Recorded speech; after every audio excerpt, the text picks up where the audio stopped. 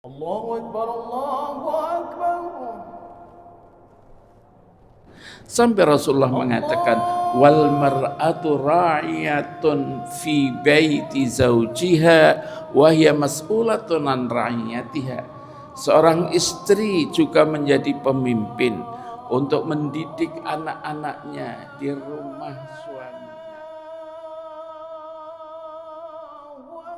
Assalamualaikum warahmatullahi wabarakatuh. Alhamdulillah nahmaduhu wa nasta'inuhu wa nastaghfiruh wa na'udzu billahi min shururi anfusina wa min sayyiati a'malina may yahdihillahu fala mudilla lahu wa may yudlil fala hadiya lahu. Asyhadu an la ilaha illallah wahdahu la syarika lah wa asyhadu anna Muhammadan abduhu wa rasuluh. Allahumma salli wa sallim ala Muhammad wa ala alihi wa sahbihi ajma'in. Amma ba'd. Bapak-bapak, ibu-ibu sidang jamaah salat subuh kaum muslimin dan para pendengar yang dimuliakan Allah, marilah kita tidak ada henti-hentinya memanjatkan puji syukur kehadirat Allah Subhanahu wa taala atas limpahan rahmat, karunia dan hidayahnya, sehingga sampai pagi hari ini kita masih diberi kekuatan dan kesehatan oleh Allah sehingga kita dapat melaksanakan ibadah. Kita berharap dan berdoa mudah-mudahan ibadah kita diterima oleh Allah Subhanahu wa taala dan dicatat merupakan amal yang soleh insyaallah.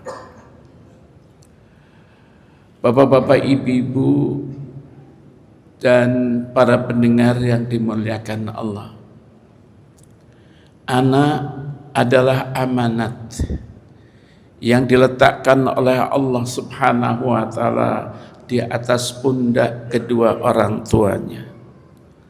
Orang tua harus mempertanggungjawabkan nantinya di hadapan Allah Subhanahu wa taala atas kewajibannya. Namun juga anak merupakan tumpuan harapan kasih sayang orang tua. Orang tua mencurahkan kasih sayangnya kepada anaknya. Dan kita juga bisa memahami bahwa anak itu merupakan aset yang berharga, simpanan yang berharga, masa depan yang berharga untuk kedua orang tuanya dan juga masyarakat bangsa dan umatnya. Atas dasar inilah maka ada hubungan antara orang tua dengan anak. Barangkali ada 3 hubungan antara orang tua dengan anak. Yang pertama adalah hubungan tanggung jawab. Dan yang kedua adalah hubungan kasih sayang. Dan yang ketiga adalah hubungan masa depan atau aset. Adapun hubungan tanggung jawab, sebagaimana Rasulullah sallallahu alaihi wasallam bersabda, kullukum ra'in wa kullukum mas'ul an ra'iyatih. Setiap kamu adalah pemimpin, penggembala, dan kamu akan dipertanggungjawabkan atas tugas-tugasnya. Wal imamu ra'in wa huwa mas'ul an ra'iyatih. Seorang imam dalam arti yang sangat luas, dia juga menjadi pemimpin dan dia akan dipertanggungjawabkan atas tugas-tugasnya. Selanjutnya Rasulullah mengatakan warrajulu ra'in fi ahlihi wa huwa mas'ul an ra'iyati. Seorang suami juga menjadi pemimpin di tengah-tengah keluarganya dan dia nanti akan dipertanggungjawabkan atas tugas-tugasnya. Sampai Rasulullah mengatakan wal mar'atu ra'iyatun fi baiti zawjiha wa hiya mas'ulatun an ra'iyatiha. Seorang istri juga menjadi pemimpin untuk mendidik anak-anaknya di rumah suaminya dan dia akan dipertanggungjawabkan atas kepemimpinannya. Dalam sebuah hadis Rasulullah sallallahu alaihi wasallam yang diriwayatkan oleh Imam Hakim dalam kitabnya Al-Mustadrak, Rasulullah bersabda, "Haqqul waladi ala walidihi ayyuhsina asmahu." Kewajiban orang tua terhadap anak adalah memberikan nama yang baik. Wa addabahu, Rasulullah mengatakan, kewajiban orang tua terhadap anak adalah mendidik anaknya sehingga mempunyai akhlak yang baik. Selanjutnya Rasulullah mengatakan wa 'allamahul kitabata was-sibahata war-rimayah. Kewajiban orang tua adalah mengajar anak-anaknya pandai membaca, pandai menulis, mengarahkan pendidikannya. Juga bukan hanya pandai kitabah, tapi sibahah war-rimayah. Juga pandai berpanah-panahan dan juga pandai berenang dalam arti kata fisik. Kemudian Rasulullah selanjutnya mengatakan wa alla yarzuqahu illa tayyiban. Orang tua tidak memberikan rezeki kepada anak, tidak memberikan makan, minum kepada anak, kecuali makan, minum, sandang, papan, kecuali yang baik.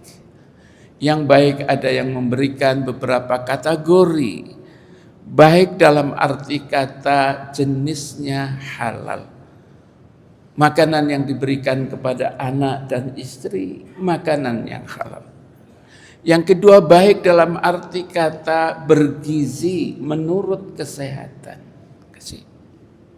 Yang ketiga, ini yang kadang-kadang kita lupa, memberikan anak makan, minum, sandang dengan apa? Yaitu dengan cara yang halal.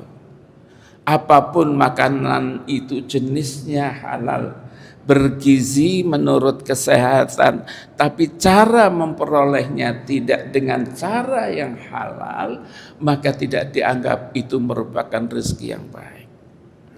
Terakhir Rasulullah mengatakan wa ayyuzawwijahu idza adraka.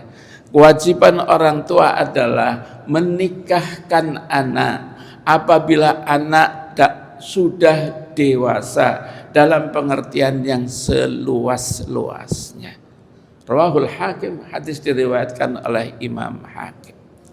Yang kedua adalah hubungan kasih sayang. Tumpuan harapan kasih sayang orang tua adalah orang tua sangat menyayangi, mencintai anak-anaknya. Bahkan keluarga belum pas kalau di tengah keluarganya itu belum ada anak. Anak adalah pelipur hati orang tuanya. Orang tua mencurahkan kasih sayangnya terhadap anaknya. Yang ketiga, yaitu hubungan masa depan, aset. Dalam hadis Rasulullah sallallahu alaihi wasallam yang diriwayatkan oleh Imam Muslim, dan hadis ini sering kita dengar, idza mata ibnu adam inqata amaluhu illa min salas. Apabila anak Adam, manusia itu meninggal, maka putus amalnya kecuali 3 hal. Rasulullah berkata, shadaqatin jariyatin. Yang pertama adalah sedekah yang pahalanya terus mengalir. Harta kita yang hakiki adalah harta yang kita sedekahkan, yang terus pahalanya mengalir. Yang kedua adalah ilmun yuntafa'u bihi, yaitu ilmu yang bermanfaat. Dia punya ilmu, ilmunya dimanfaatkan, memberikan manfaat dan berkah kepada orang lain, diajarkannya, diamalkan untuk dirinya. Yang ketiga adalah waladin salihin yad'ulah, yaitu anak soleh yang mendoakan kedua orang tuanya. Jadi anak yang soleh di antaranya merupakan aset yang berharga bagi kedua orang tuanya. baik di dunia ataupun nanti setelah kita meninggal, ketika kita hidup di akhirat. Ya, Bapak-bapak, Ibu-ibu, namun perlu kita cermati, apa sih Al-Quran mengatakan tentang anak? Ada 3 tipologi anak di dalam Al-Quran. 3 tipologi anak di dalam Al-Quran. Pertama, anak merupakan perhiasan hidup dunia ini. Dalam ayat Al-Quran disebutkan, Al-mal wal banun zinatul hayatid dunya wal baqiyatus salihat khairun inda rabbihi thawaban wa khairun amala.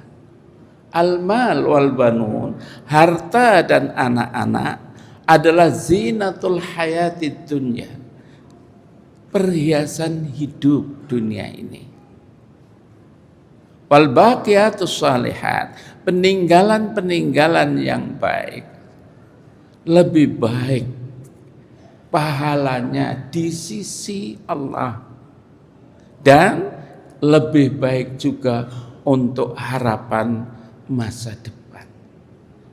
Itulah bahwa anak, tetapi janganlah anak hanya berfungsi sebagai hiasan dalam rumah tangganya, tapi orang tua lupa untuk mendidiknya, sehingga anak hanya persiapan, hanya perhiasan di dalam kehidupan keluarganya, tetapi karakternya tidak mencerminkan dia sebagai seorang anak yang saleh.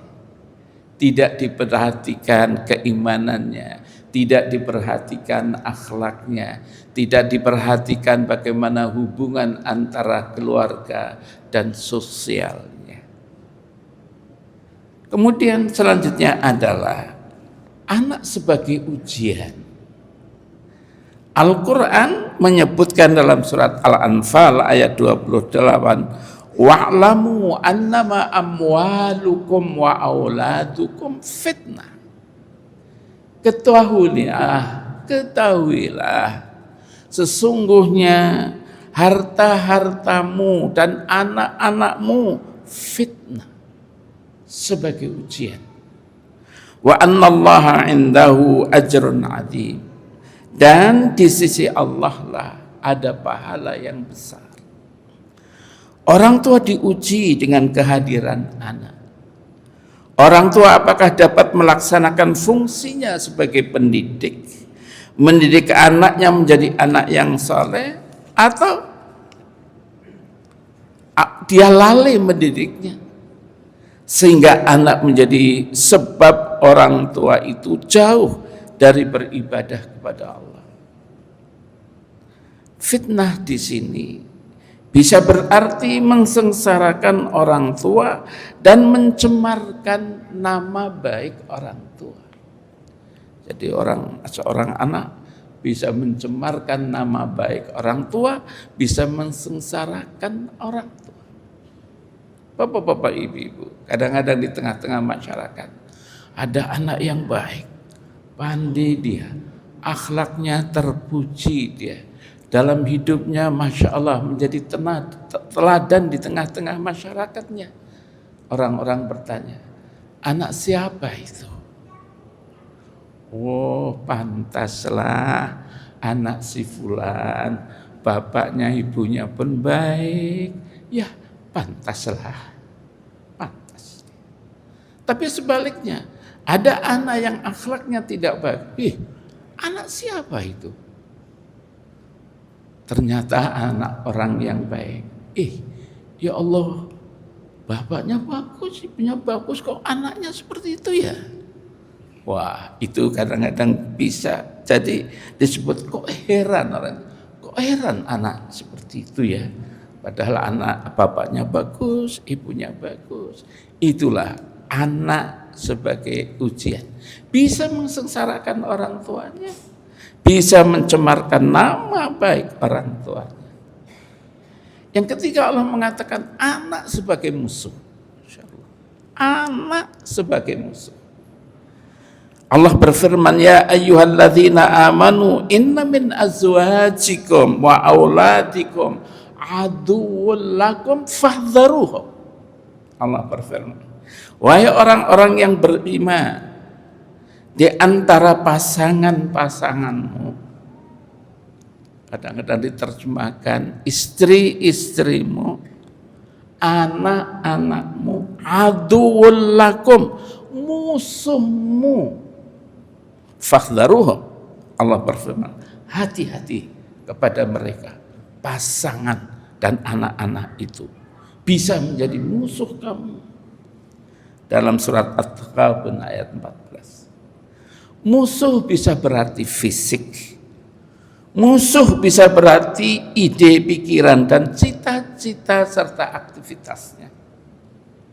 Bapaknya suka amar ma'ruf dan nahi mungkar.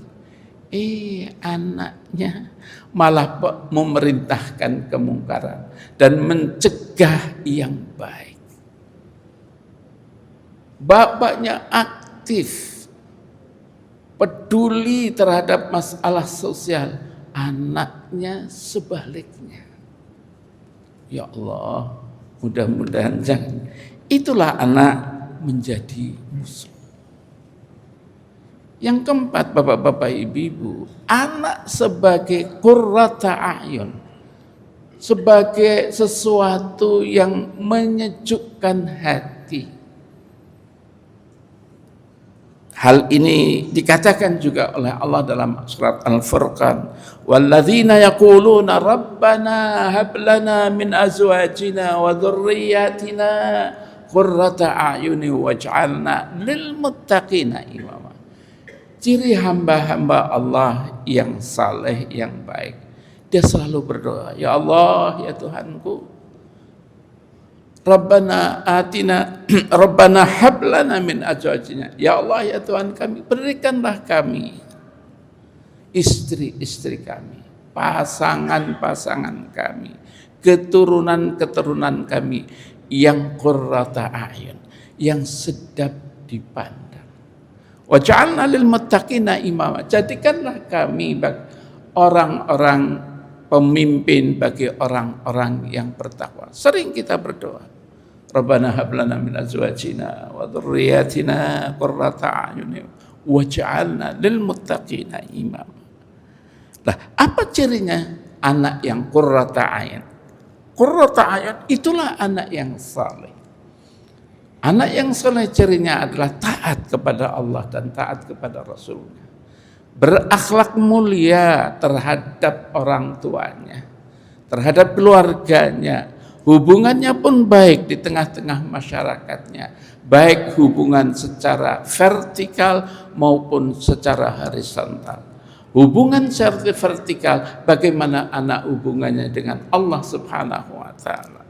Hubungan secara horizontal, bagaimana anak hubungannya dengan keluarga, dengan masyarakat, juga baik. Inilah yang kita harapkan qurrata a'yun itu.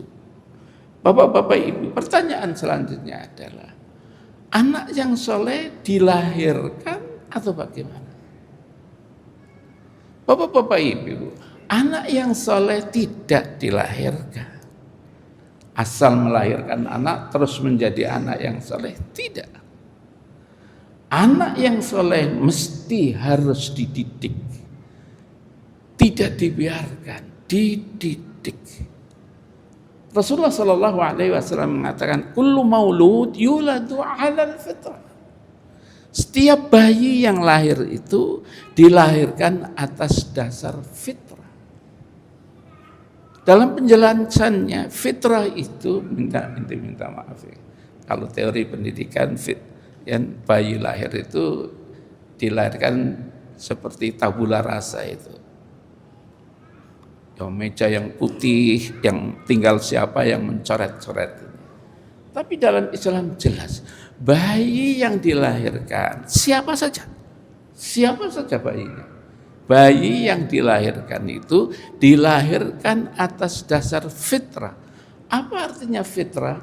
Membawa keimanan. Bayi lahir membawa dia keimanan. Tapi bagaimana ada yang Yahudi, ada yang Nasrani, ada yang Majusi? Dikatakan oleh Rasulullah sallallahu alaihi wasallam, fa innama abawah yuhawidanihi wa yunassiranihi wa yumajjisanihi. Akan tetapi orang tualah, kedua orang tualah yang membuat dia Yahudi, yang membuat dia Nasrani, yang membuat dia Majusi. Karena keterpengaruhan lingkungannya. Lingkungan yang paling dekat adalah lingkungan kedua orang tuanya. Nah, ini minta maaf. Kadang-kadang juga mungkin pandangan itu berbeda. Suatu hari saya di kapal ngobrol-ngobrol dengan seseorang. Dia bilang bangga dia. Pak, saya bangga. Kenapa? Saya nasionalis sejati. Ya, bagaimana? Pak, ada anak saya yang Islam, ada anak saya yang Nasrani, ada anak saya yang Majusi. Saya bangga, Pak. Majmu. Wahai, kok ada ya orang yang seperti itu? Padahal kita mengatakan bahwa anak itu adalah amat. Qu anfusakum wa ahlikum. Nah, jaga dirimu, jaga keluargamu dari siksa api neraka. Ya kita bercoba betul-betul agar supaya Allah, anak keturunanku tetap dia menjadi muslim. Ya Allah, kita berdoa seperti itu. Jangan dia bangga malahan kalau menjadi Nasrani, menjadi Majusi. Kenapa begitu? Kita mesti harus fanatik dalam arti kata menjalankan agama dengan baik. Inilah bapak-bapak ibu-ibu, di dalam bulan Ramadan saatnya kita untuk mendidik anak-anak kita. Mumpung kita punya waktu, ada di rumah, berbuka ada di rumah, tarawih ada di rumah, di masjid, bawa anak-anak itu. Ayo nak, beri contoh anak-anak kita bagaimana orang tua membaca Al-Quran. Contoh.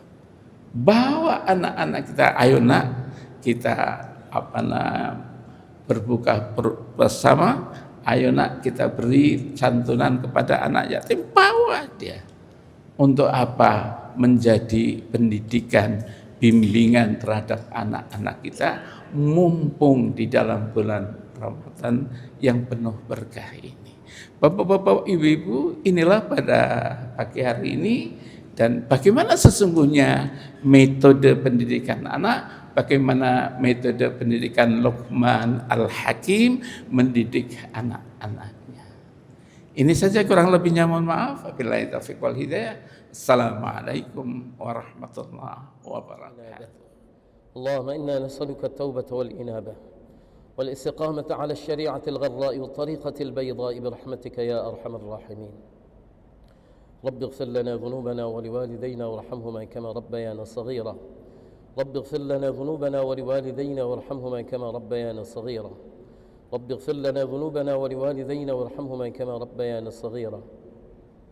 رب اغفر لشيخنا ولمشايخنا ولأساتذتنا. واغفر لنا جميع أوليائك المقربين من علمائك العاملين المخلصين وعبادك الصالحين. واغفر لنا ولأزواجنا ولأولادنا ولبناتنا ولإخواننا ولطلابنا ولطالباتنا. واغفر لنا ولجميع المسلمين والمسلمات والمؤمنين والمؤمنات الأحياء منهم والأموات. يا أول الأولين ويا آخر الآخرين ويا ذا القوة المتين ويا راحم الفقراء والضعفاء والمساكين. يا أرحم الراحمين يا أرحم الراحمين يا أرحم الراحمين. أظلمنا أنفسنا وإن لم تغفر لنا وترحمنا لنكونن من الخاسرين. رب اغفر واعف وارحم وتكرم وتجاوز عما تعلم إنك أنت الله العز الأكرم. اللهم احسن عاقبتنا في الأمور كلها وأجرنا من خزي الدنيا وعذاب الآخرة. اللهم إنا نسألك رضاك والجنة ونعوذ بك من غضبك والنار. اللهم عظم جلالك في قلوبنا وصغر الدنيا في أعيننا. اللهم عظم جلالك في قلوبنا وصغر الدنيا في أعيننا. حبب إلينا الإيمان وزينه في قلوبنا وكره إلينا الكفر والفسوق والنفاق والعصيان واجعلنا من الراشدين المهديين. واجعلنا من الراشدين المهديين. اللهم اجعلنا من الراشدين المهديين. اللهم أذقنا لذة طاعتك وخدمة دينك. اللهم أذقنا لذة طاعتك وخدمة دينك، وحرمنا عن معاصيك ظاهرا وباطنا سرا وعلانية أبدا ما أحييتنا يا رب العالمين. اللهم امن علينا متابعة النبي الكريم حبيبك المصطفى سيدنا محمد صلى الله عليه وسلم أولا وآخرا ظاهرا وباطنا يا رب العالمين. اللهم امن علينا مجالسة النبي الكريم حبيبك المصطفى سيدنا محمد صلى الله عليه وسلم يقظة ومناما بقدرتك يا رب العالمين. اللهم امن علينا مرافقة النبي الكريم.